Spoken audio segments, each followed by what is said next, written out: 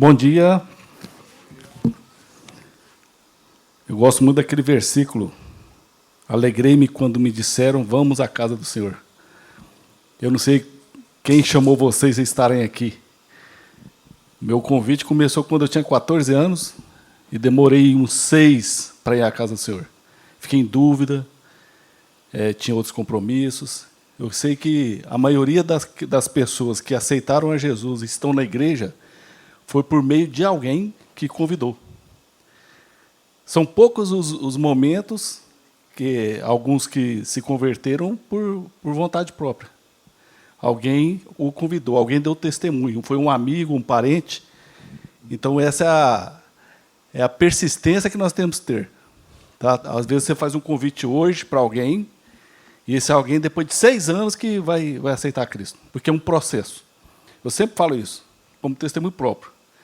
Às vezes, a gente desanima de algum parente que a gente ora e fica preocupado, algum amigo. A gente fala, poxa, não adianta falar com qualquer pessoa. Mas não é assim. O processo da salvação, alguns é de imediato. É igual quem trabalha com o mercado aí, né? Você vai ofertar um produto para alguém, tem alguém que já compra de imediato. Tem outros não, demora, pensa. Então, as pessoas são diferentes. Então, graças a Deus, estamos aqui, nesse momento, e iniciando aí uma série de estudos, né, na escola dominical, e depois tem o culto, depois vai ter outros cultos. Então, essa aqui é uma igreja que é para alcançar muitas vidas ainda. Não desanimem. Orem pelos seus familiares. Eu conheço gente que depois, no funeral, que a pessoa converteu. Fala, puxa, eu podia ter aceitado a Cristo enquanto ele estava vivo. Eu falo isso porque a finalidade da igreja é dar testemunho para a salvação. Nós esquecemos do nosso chamado, às vezes. O nosso chamado é salvar pessoas, salvar vidas, dar testemunho. Resgatar o máximo de pessoas possível. Ainda mais nesse momento que nós estamos passando tão agressivo no Brasil. E no mundo, né? Eu sempre falo assim, esse vírus foi muito bem feito. Até hoje eu tenho problema. Eu saí dia 7 de março. De vez em quando é um lapso de memória, uma dor no corpo. Essa noite mesmo, dá uma ansiedade, assim, você acorda, fala, será que eu estou respirando direito? É impressionante, Marquinhos. Aí você fica com essas notícias, a Delta está chegando. Aí, se a gente não se cuidar da mente, fica louco. O que nos garante a paz? A oração.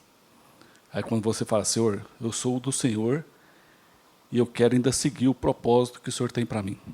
Então, nessa manhã, nós vamos falar uma coisa muito interessante.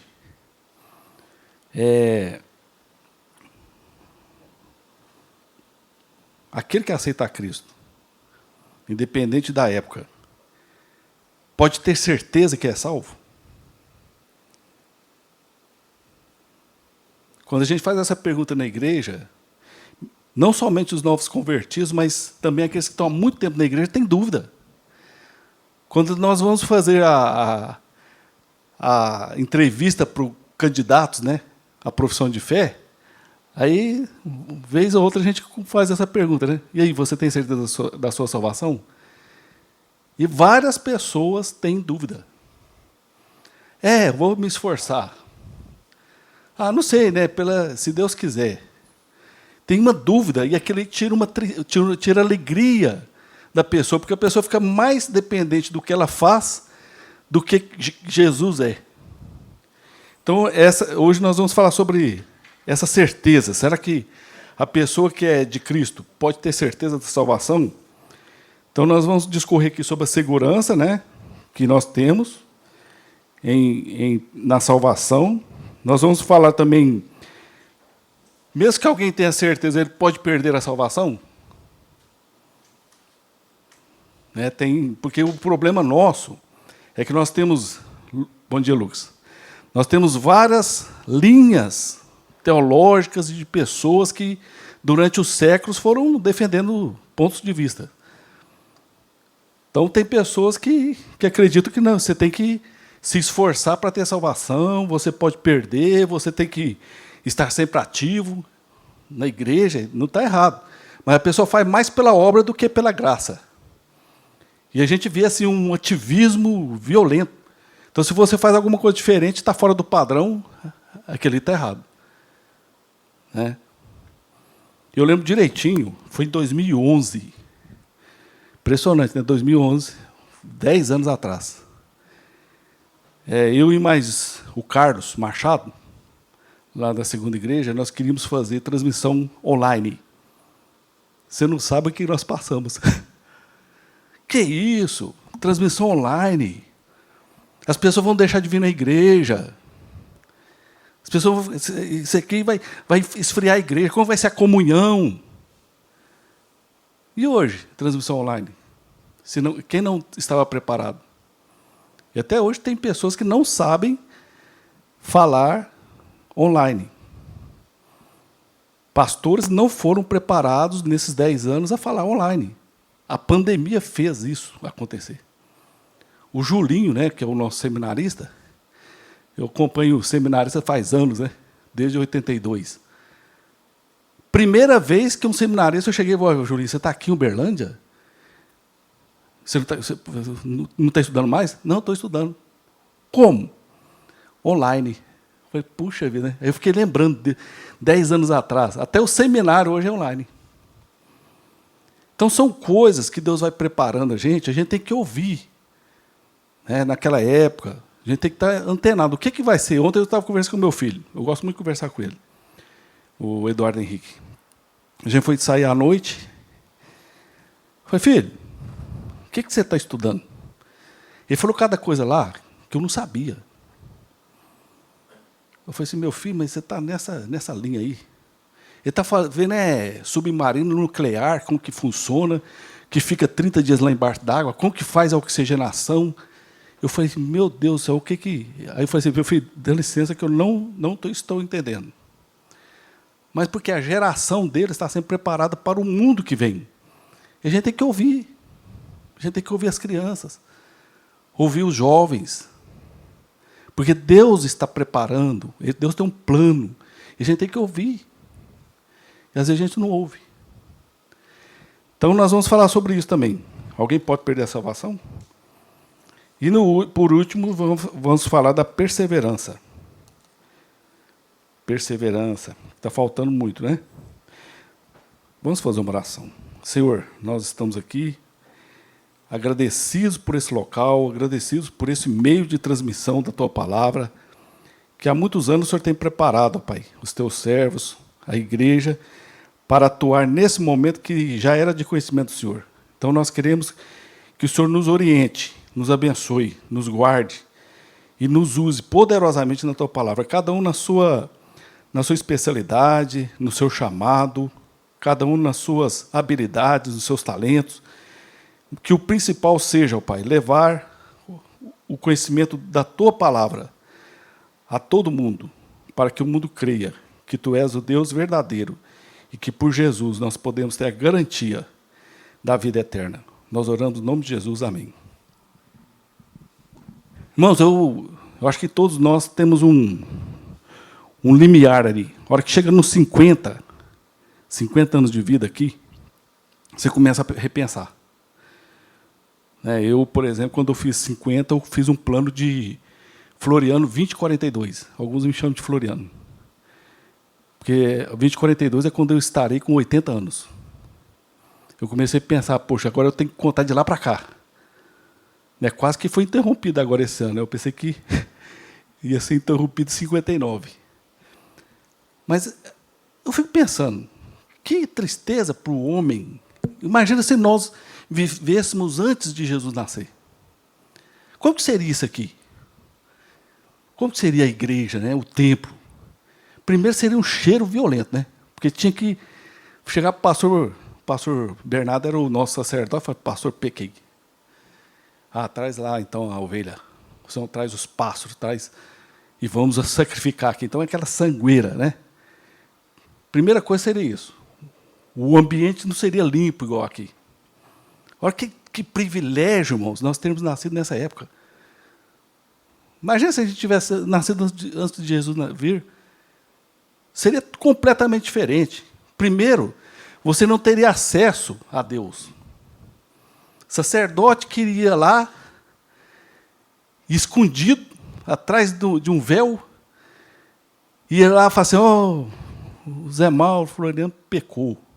Eu tomo isso aqui, Senhor, intercedo por ele, intercedo pela igreja. Seria o sacerdote. Nós não teríamos acesso a Deus. Olha que privilégio nós estarmos aí. Eu estou fazendo essa introdução, irmãos, para tirar a dúvida daqueles que pairam em alguns, de falar, puxa vida, eu não posso ter certeza da salvação. Isso já começa a mudar se nós estivéssemos antes de Jesus nascer.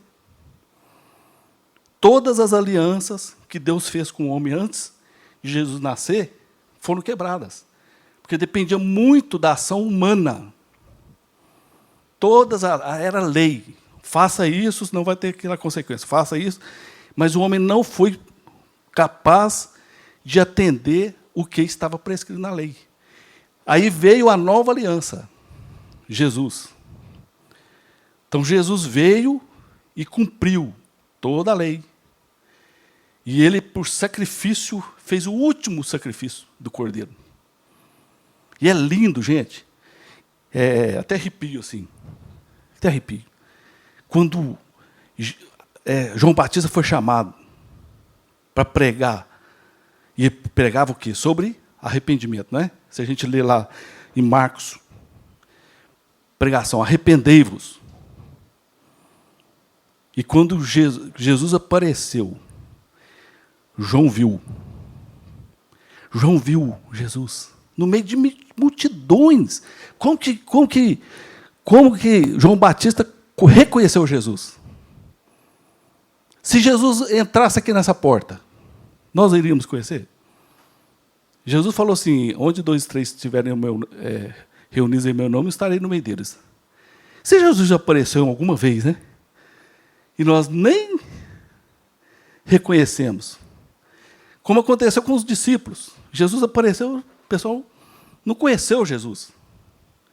Mas o João Batista viu e reconheceu Jesus. E só reconhece Jesus quem está com ele. Eu acho engraçado, as pessoas falam, não, mas Deus é misericordioso, Ele é Pai de todos. Ele vai me salvar. Vai salvar, mas se você não mantiver essa comunhão com Ele, reconhecer quem é Jesus, você não vai conhecer. A pessoa fica a vida inteira aqui sem comunhão com Deus, aí depois quer conhecer a Jesus. Ah, não, tem a parte do ladrão. Legal. Alguns podem acontecer.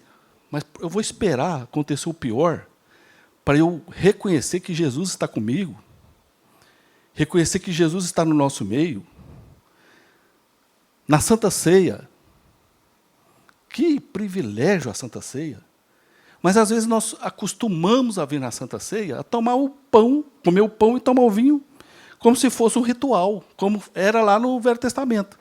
Ah, vou levar o cordeiro lá, vai sacrificar o cordeiro, e eu saio e vou para a vida de novo, o ano que vem eu volto. E a Santa Ceia, às vezes, é assim. Ah, vai ter domingo que vem, eu tomo a ceia, no mês que vem eu volto novamente. E esquece daquela presença de Jesus nesse momento.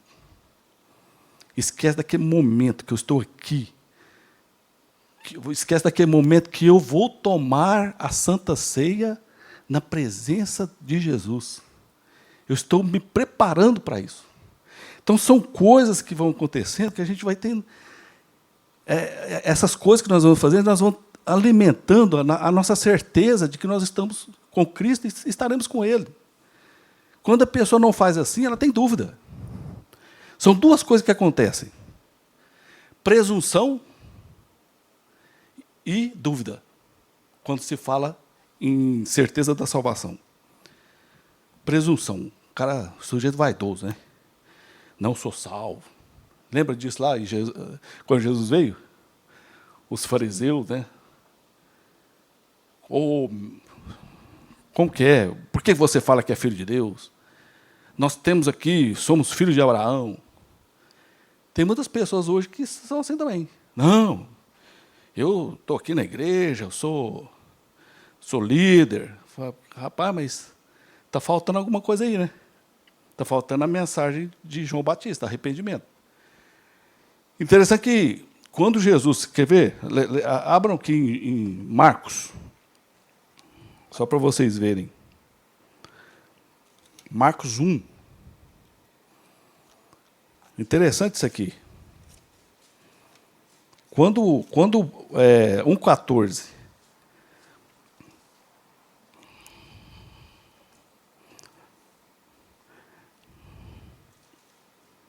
Depois de João ter sido preso, foi Jesus para a Galileia, pregando o evangelho de Deus, dizendo: o tempo está cumprido e o reino de Deus está próximo. Arrependei-vos e crede no evangelho. A primeira mensagem de Jesus também foi arrependimento. Arrependimento e crer. E às vezes nós fazemos o quê? Nós queremos mudar essa verdade. Se João Batista falou sobre arrependimento e crer, se Jesus falou sobre arrependimento e crer, qual que precisa ser a nossa mensagem? E a nossa postura? Arrependimento e crer. Não é por nós, é Deus que estabeleceu isso. Jesus, aquele que crê, tem a vida eterna.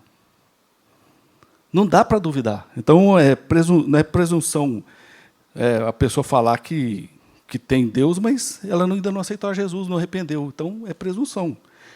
E a dúvida é o seguinte: mas eu falei para vocês, né?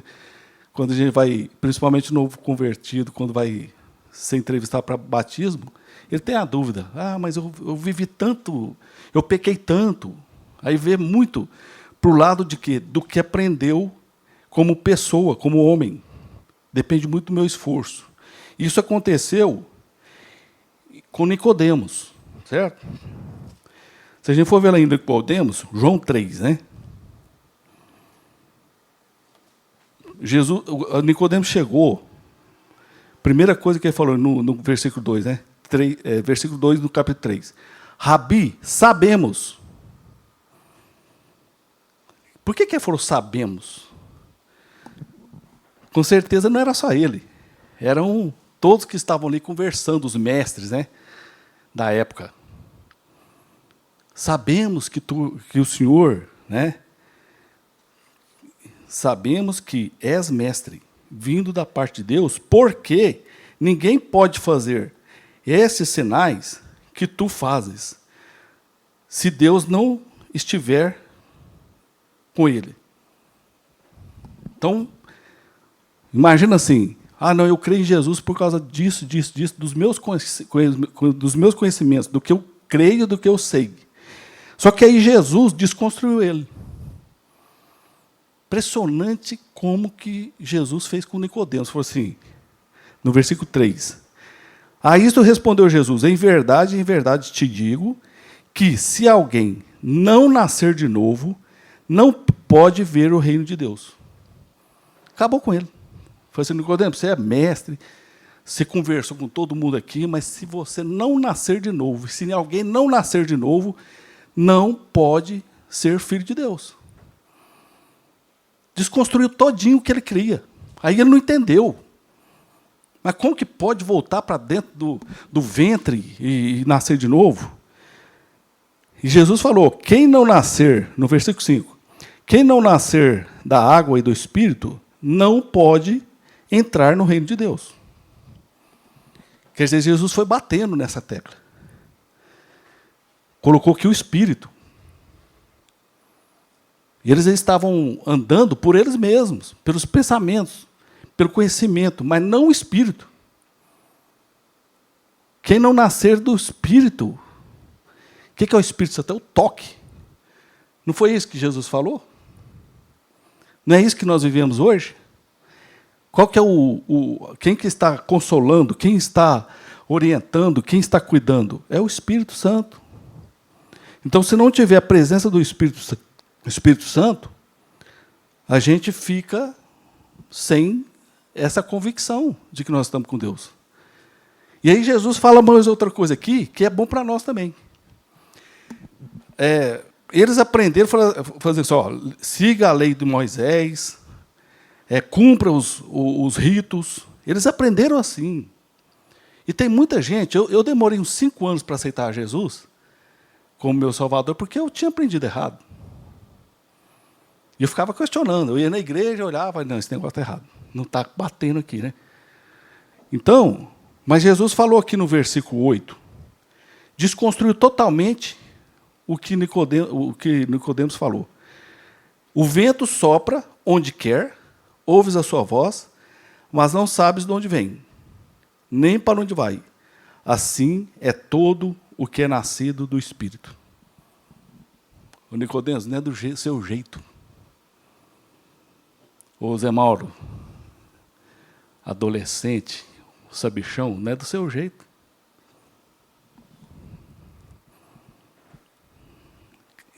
Jesus nos confronta. O Espírito Santo nos confronta. Não é do nosso jeito. Eu não sinto que sou salvo. Não é do seu jeito, não é do jeito que você pensa. É do jeito que o Espírito Santo testifica. É do jeito que o Espírito Santo fala com você. É do jeito que o Espírito Santo toca e profundamente convence você. Se não tiver a figura do Espírito Santo, a pessoa não tem certeza da salvação. Quem não tem essa certeza é porque ainda não nasceu de novo. Eu posso afirmar isso pela palavra. Não tem certeza da salvação. Então, irmão, por favor, repensa aí do jeito que você anda. Você aceitou Jesus mesmo? Você aceitou? Você crê no Evangelho? Nós temos que confrontar, porque nós temos muitas pessoas que não estão exercendo o seu potencial por falta disso. Porque se eu creio, se eu sou dirigido pelo Espírito Santo, eu vou fazer coisas maiores que Jesus fez. Deus tem um plano, Deus tem um propósito. Agora, se eu não tenho o Espírito Santo, eu vou andar do jeito que eu acho. Eu vou fazer uma reunião na igreja e vou pensar, eu estou sentindo que isso, que eu vou lá na minha empresa, eu vou na escola, eu vou no meu trabalho, vou na minha família e vou andar do jeito que eu aprendi como gente, como homem. E não vou dar lá a autoridade do Espírito Santo. Nós precisamos, irmãos, ser guiados pelo Espírito. Ao levantar, primeira coisa que eu preciso fazer, Espírito Santo, me dirija. Mesmo que tenha algum problema, mesmo que alguém vai fazer alguma coisa comigo, mesmo que alguém esteja pensando algo de mim, me dê sabedoria. Quem anda pelo Espírito não é pego de surpresa. Não é. O Espírito Santo mostra. O Espírito Santo evita. Ele manda você... Às vezes ele fala assim, não vai para aquele caminho hoje não, vai para o lado dali. Você não entende. Mas é porque tinha alguém lá que poderia te fazer o mal. Mas quem não é dirigido pelo Espírito, erra. Aí fica igual o Nicodemos. Fica fazendo os seus conceitos. Então, irmãos, ter certeza da salvação é crer. A certeza é crer. Se eu creio, eu posso ter certeza. O crer anda junto quê? Com a fé. O que é Hebreus 11:1? Quem lembra aí de cor? O que é a fé? Pode falar. As palavrinhas que tem lá. Certeza. Certeza. É uma certeza. Pela fé. Então, irmãos, nós precisamos resgatar essa fé. Não sermos igual aos Nicodemos, né? Nicodemos é o todo-poderoso, sabichão, PhD, pós-PhD na lei, mas Jesus confrontou ele. E ele desconstruiu. Às vezes Jesus desconstrói a gente também. Se a gente não andar pelo Espírito Santo. Eu gosto muito daquele cântico, né? Então se verá o Filho do Homem. Eu gosto desse cântico antigo, né? vindo sobre as nuvens com poder e glória. Tem muita gente que vai ver Jesus e vai falar assim, nossa, é verdade. E Jesus voltou mesmo. Mas nós que temos a certeza da salvação, nós vamos, o dia que Jesus voltar, nós não iremos falar para os montes cair sobre nós vamos alegrar, porque nós cremos. E nós não cremos simplesmente porque foi do nosso querer, foi o Espírito Santo que nos tocou. Alguém falou e aquele momento chegou. Eu criei. Como João Batista pregou, como Jesus pregou, e como muitas pessoas pregaram o Evangelho para nós. Então, crer é o mais importante. Vida eterna, irmãos. Eu falei de idade aqui, né? Floriano, 20, 42, 80 anos. O que é 80 anos? O que é 80 anos? Nós já passamos quase 2 anos de pandemia. Você viu o tanto que passou rápido? Então, o tempo, ele é relativo. Quem sabe física aí sabe disso, né? Ontem meu filho me perguntou, pai, como vai ser por quem vai para Marte? Eu falei assim, por enquanto só tem passar de ida. Mas como que vai ser lá? Falei assim, aí eu expliquei para ele, o foguete que eles estão fazendo, tem um robôzinho lá dentro, que já foi lá, aí ele vai, já foi todo programado, igual o Lego, ele vai desmontar o foguete e vai montar a casa, vai montar os equipamentos, sem ninguém. É inteligência artificial, não sei se vocês viram isso aí, é lindo esse programa que a NASA está fazendo. O foguetinho vai lá e desconstrói o foguete, porque o foguete não tem jeito de voltar. Então, os próprios materiais do foguete vai ser a casa, vai os equipamentos, o robôzinho vai estar construindo lá a cidade. Aí quem vai, já chega lá pronto. Aí vai ter oxigênio, vai ter tudo. Aí eu falei assim, por enquanto, porque tem uns cientistas loucos aí, falando que o tempo é como se fosse aqui, ele é flexível. Então, se eu conseguir pegar uma dimensão e passar direto, eu consigo ir lá em Marte em segundos. Aí você fala assim, será que é possível? O que Deus falou para Daniel? Daniel, você descansa, porque a ciência vai multiplicar. Quem imaginava, né? Você quer dar informática aí, o Marquinhos, esse bichinho aqui substituir, se fosse um IBM daquela época, um computador desse aqui seria mais do que esse quarteirão inteiro, né? O tamanho. E está aqui na nossa mão. Então, quer dizer, uma coisa. Então, pode acontecer. Até eu falei para o meu filho, Eduardo, vai se preparando, que eu não quero colocar você assim, não, mas você vai ver coisas que você nunca imaginava que vai ver. Igual eu estou vendo hoje. Até Jesus não voltar, vai acontecer essa multiplicação. Então, ir para Marte provavelmente vai ser uma coisa simples. Vou daqui lá na Europa, vou para Marte. Pode ser, eu não sei. O que nós precisamos fazer é o seguinte, nós crermos que tem um plano e que Deus já escreveu esse plano e que Jesus vai voltar para nós termos a eternidade. Eu fico pensando, aquele rico, né, que falou assim, construir celeiros, está tudo pronto. Aí Jesus chamou de louco.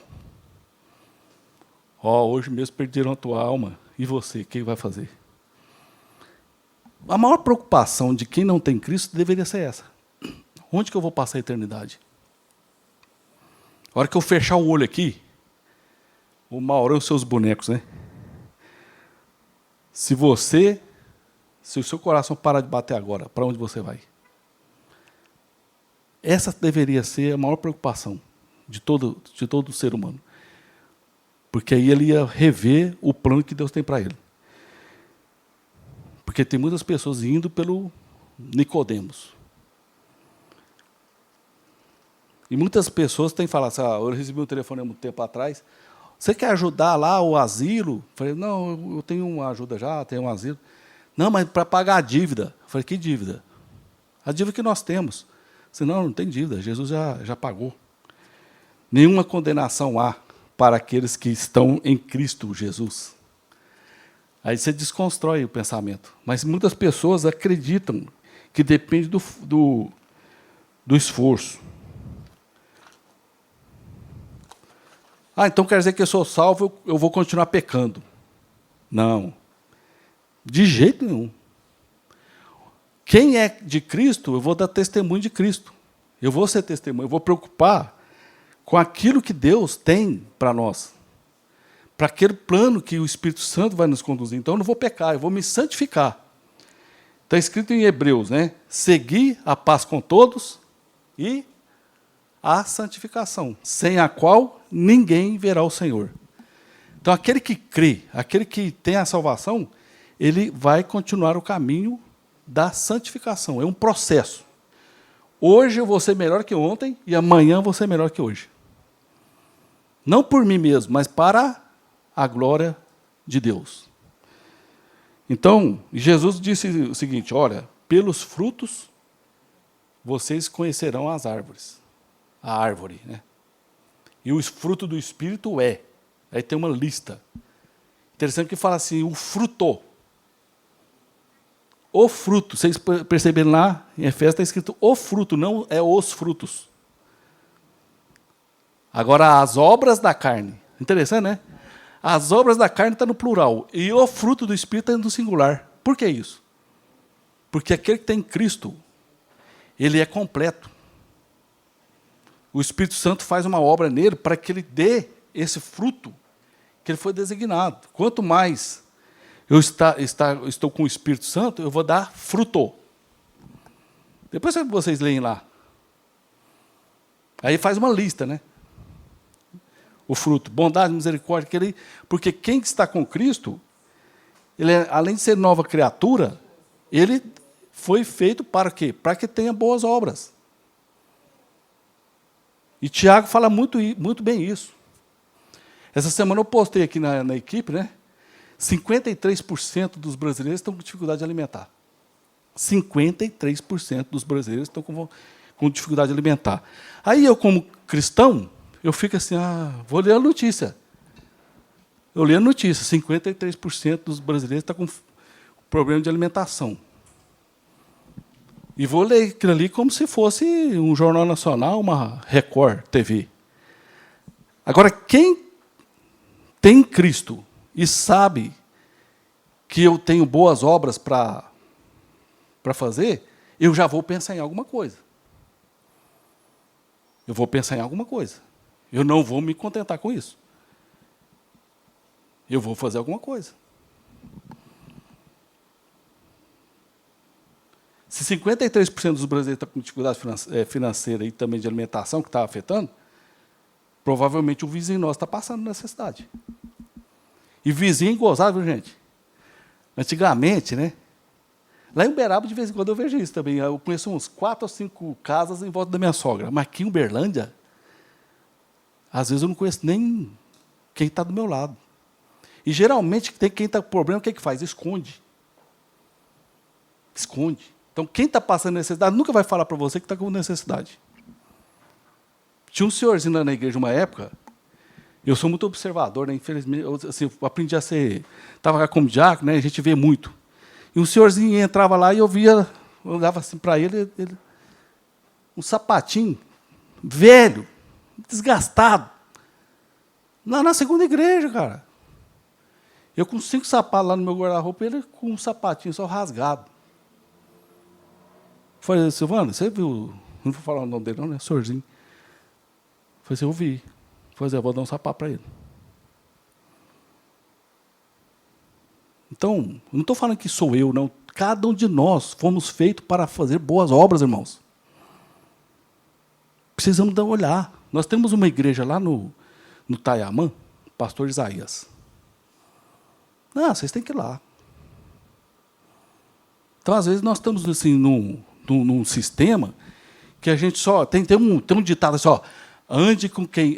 me conte com quem andes, que eu direi quem tu és, não é? Aí eu tenho que andar com quem é abastado, quem é inteligente, mas eu esqueço que eu não sou dessa linha. Eu vou conviver com todo mundo, independente se for rico, pobre, religião ou não, eu sou a serviço do Espírito Santo. E eu tenho que fazer alguma coisa. Se eu não fizer alguma coisa, os últimos serão primeiros e os primeiros serão últimos. Então está na hora da igreja se posicionar, e nós como cristãos, a igreja somos nós. Crer, então, faz com que o fruto aconteça. Irmãos, eu queria, assim, eu acho que tem que deixar mais para frente aí, né? Mas é o Espírito Santo. O Espírito Santo é muito esquecido na igreja. A gente tem um problema que uma outra linha aí de evangélico fala muito do Espírito Santo e esquece de Jesus, né? Tudo é Espírito Santo. Então sempre assim, é lá ou cá. Mas você só tem o Espírito Santo por causa de Jesus. Mas a gente também esquece que tem o Espírito Santo. Eu gostaria de sugerir para cada um de nós fôssemos completos. Deus Pai, Deus Filho e Deus Espírito Santo. Nós somos completos. Nós não podemos ficar dividindo Deus. Tem uns que falam Deus, Deus, Deus, sabe? Deus de Abraão, Isaac e Jacó, Deus de Jacó. Aí não fala Abba Pai. O que é Abba Pai? Papai.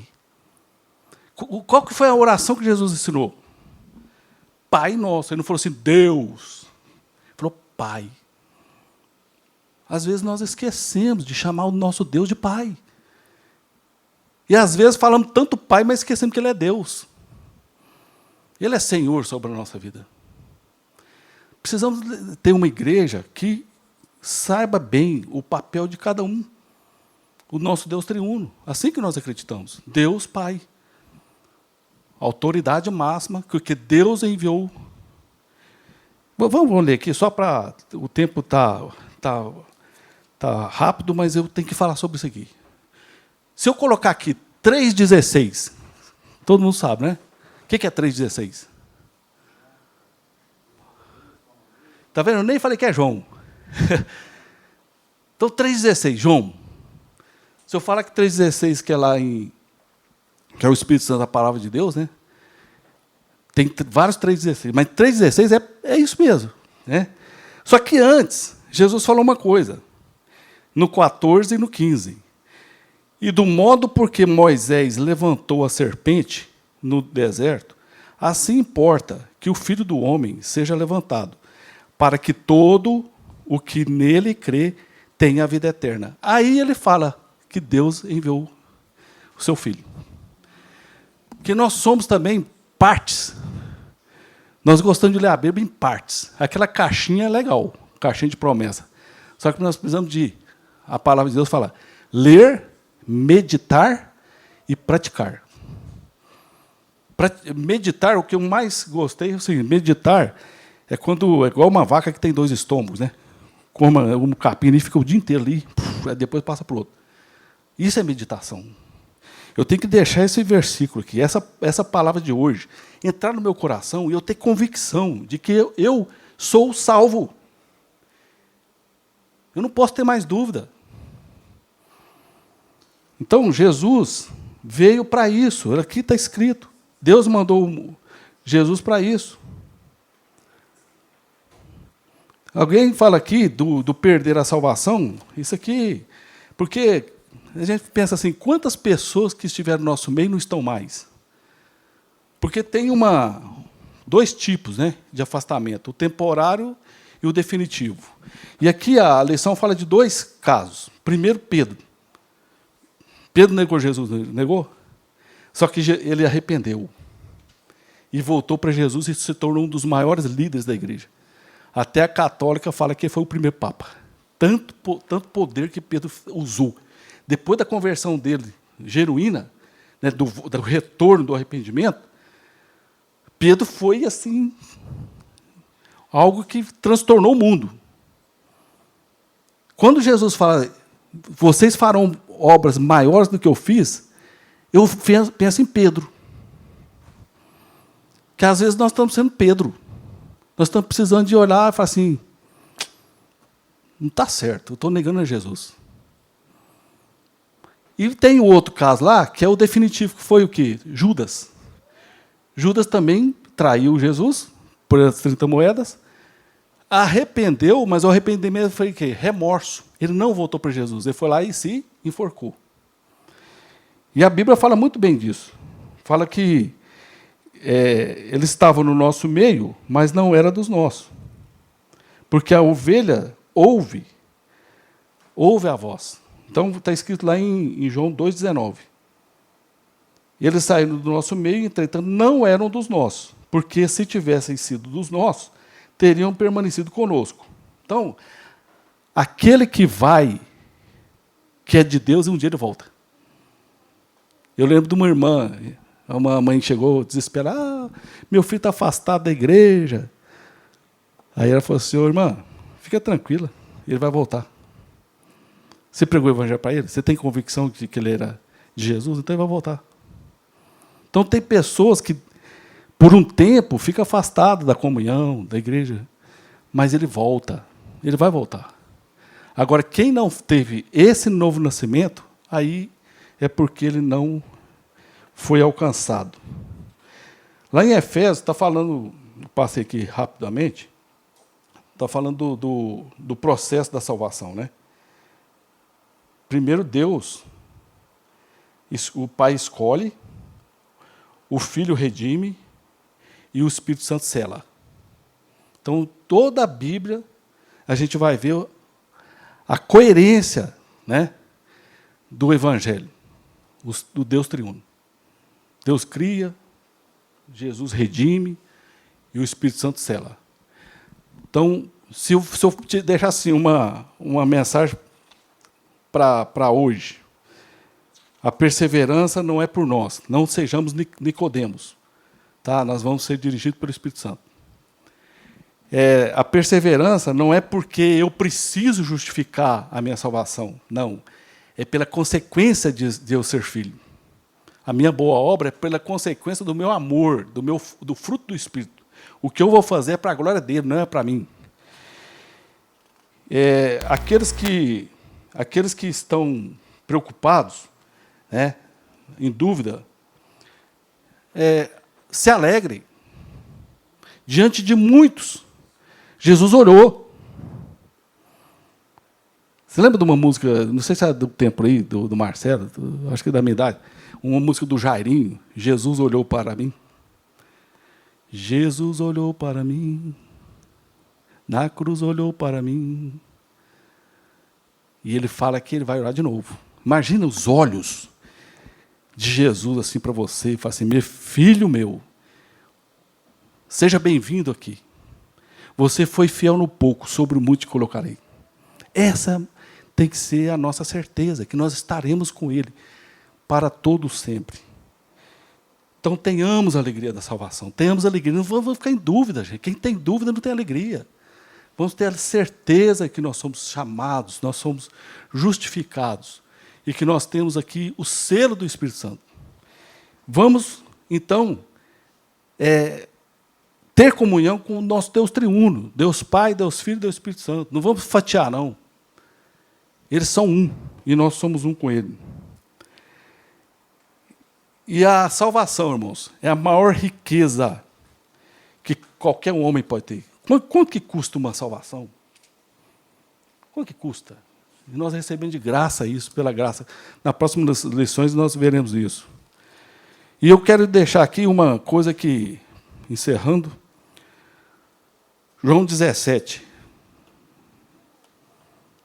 Eu estava lá internado, e quando você está internado, né, ainda mais de Covid, você fica sozinho, né? De vez em quando entra uma enfermeira lá, um enfermeiro. Mas essa palavra aqui, João 17, eu sugiro os irmãos a lerem essa oração. Nós estamos aqui porque Jesus orou por nós. Quando a gente pensar que ninguém importa conosco, a gente tem que pensar, Jesus orou por mim. Jesus orou por mim porque Ele disse assim, santifica-os na verdade, a tua palavra é a verdade, assim como tu me enviaste ao mundo, também eu os enviei ao mundo. E a favor deles, eu me santifico. Jesus se santificou por nós. E a mim mesmo, para que eles também sejam santificados na verdade. Não rogo somente por estes, mas também por aqueles que vierem a crer em mim, por intermédio da sua palavra. Amém. Glória a Deus. Nós estamos aqui e eu espero que os irmãos não tenham dúvida de que o crente pode falar que tem certeza da salvação. Que a obra de Jesus foi completa na cruz. E definitivamente, ele cravou na cruz os nossos pecados. Tem até uma música que fala, nas mãos de Jesus está o meu nome. Então, naquele cravo ali, tem o nosso nome. Vamos orar. Senhor, te agradecemos pela palavra do Senhor, porque o Senhor nos chamou, o Senhor nos predestinou e nós ouvimos, ó Pai, a Tua voz pela Tua palavra. Continue usando poderosamente todos aqueles que se transmitem a Tua palavra. Use os membros da igreja para que eles também tenham autoridade para transmitir a Tua palavra e que muitos sejam alcançados. E que essas pessoas que estão em dúvida possam ter a convicção de que são filhos de Deus e que pelo arrependimento elas possam crer no Teu Evangelho e assim ter a certeza de que passará o resto das suas vidas na presença do Senhor. Obrigado pela Tua palavra, Senhor, mais uma vez. Obrigado porque nós cremos no Senhor. Obrigado porque a Tua palavra ainda continua viva e eficaz e que ela possa produzir muitos frutos em cada um de nós. Te agradecemos em nome de Jesus. Amém.